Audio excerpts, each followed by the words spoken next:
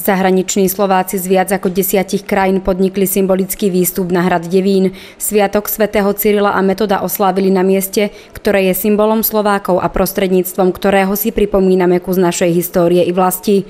Cestu na Devín absolvovali naši krajania viac ako hodinovou plavbou loďou. Vítajte na lodi, všetko dobré a pevný zážitok vám želám. Vítajte.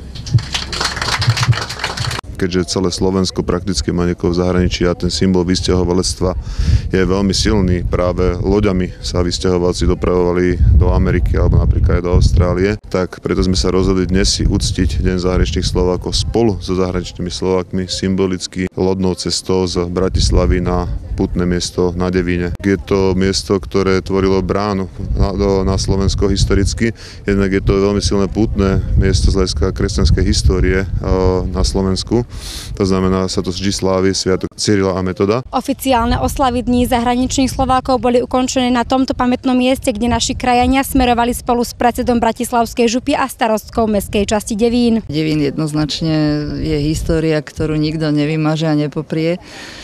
Slovákov ako takých, národa ako takého, Slovanov. Prvé písmo sa rodilo práve na Devíne. Solúnski bratia Cyril a Metod preložili pre národ vtedy aj liturgické texty, čiže tu niekde je základ vzdelanosti nášho národa. Preto na Devíne. Podľa predsedu Úradu pre Slovákov žijúcich v zahraničí by bolo neodpustiteľné, keby sme našim krajanom nepriblížili históriu a udalosti, ktoré sa odohrali práve na Devíne. Veľmi sa teším tomu, že tento rok je práve táto časť Dňa zahraničných Slovákov organizovaná v spolupráci s Bratislavským samosprávnym krajom, teda so župou. To nie je len o tom, aby sme spoznali, aká je kultúra a gastronómia našich krajanov v zahraničí, ale medzi našimi krajinami sa skrýva, alebo v nich sa skrýva aj veľký diplomatický a ekonomický hospodársky potenciál. To všetko vytvára predpoklady na to, aby ich vzájomné stretnutie prispelo k ďalšej spolupráci a projektom v budúcnosti. Tie by následne zabezpečili hospodársky rozvoj Slovenska a jeho regiónov. Tradícia podobných slávnostných zhromaždení zároveň vytvára nádej, že vzťahy medzi Slovenskom a krajanmi sa podarí posunúť na vyššiu úroveň. Dôkazom sú aj aktivity počas tohtoročných osláv. Okrem plavby loďou a návštevy hradu Devín sa priateľstvá utužovali aj v sade Janka Kráľa a dolnozemskom jarmoku plnom tradičných dobrôt a výrobkov.